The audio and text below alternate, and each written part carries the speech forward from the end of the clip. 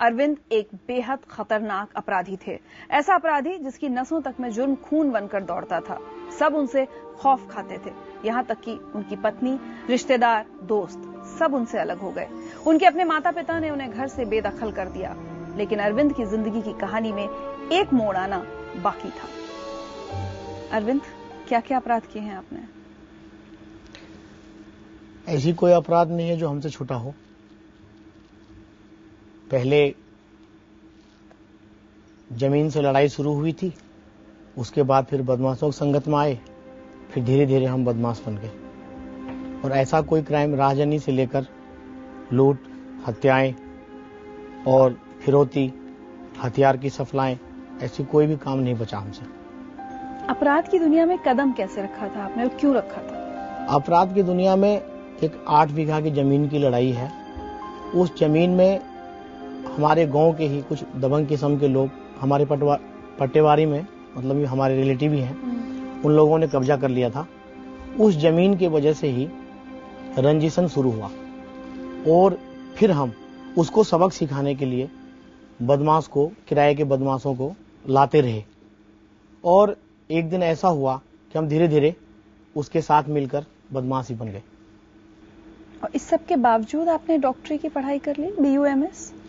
डॉक्टरी की पढ़ाई क्राइम की दुनिया में जाने से थोड़ा पहले ही शुरू हुआ था और प्रैक्टिस बीच में सिर्फ हम एक समाज को गुमराह करने के लिए करते थे और असली जो काम था हमारा क्राइम था।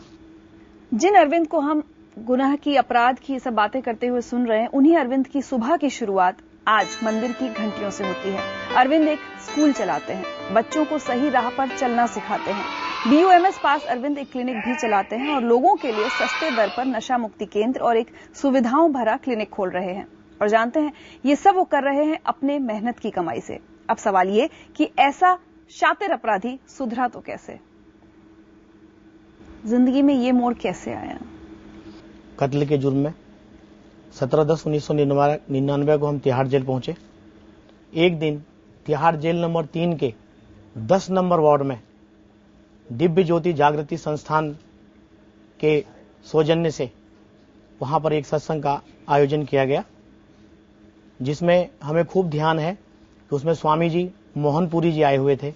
उन्होंने कर्म के ऊपर एक सत्संग प्रवचन किया, जिससे हमारे दिमाग के ऊपर काफी असर हुआ।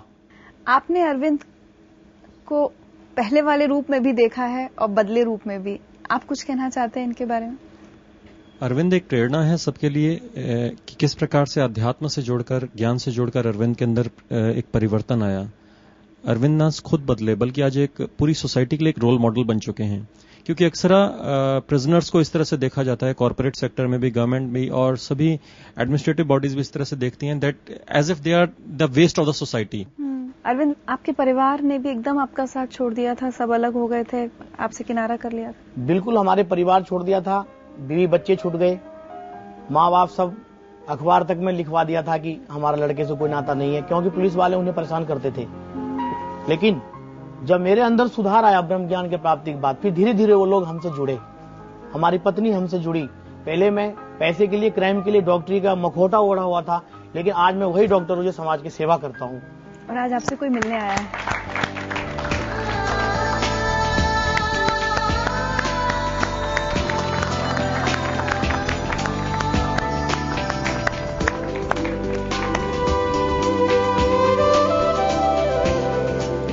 हमारे साथ हैं अरविंद की पत्नी पिंकी। पिंकी, कभी सोचा था कि आप इनका ये रूप भी देखेंगी? जी नहीं। कैसे देखा है आपने अरविंद को? पहले कैसे थे? हमारी लव मैरिज हुई है और पहले पता नहीं था क्या करते हैं क्या नहीं करते हैं।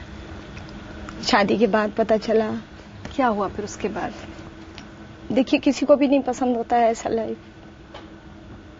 तो मैंने भी इनसे कहा, लेकिन तब हाँ हो जाती थी सामने और फिर वैसे ही फिर मैं अपने घर चली गई। इंतजार करती थी कि काश ये किसी दिन सुधर जी जाए? उम्मीद थी? अब उम्मीद तो नहीं थी, सुधरने की उम्मीद नहीं थी, लेकिन ये था कि शायद कोई चमत्कार हो जाएगा, और वो चमत्कार हो गया। खुश हैं अपनी जिंदगी में? जिंदगी में बहुत खुश हैं और समाज भी हमसे बहुत खुश है और अनुचित कार्य को सोचते भी नहीं है, उचित कार्य को छोड़ते नहीं है।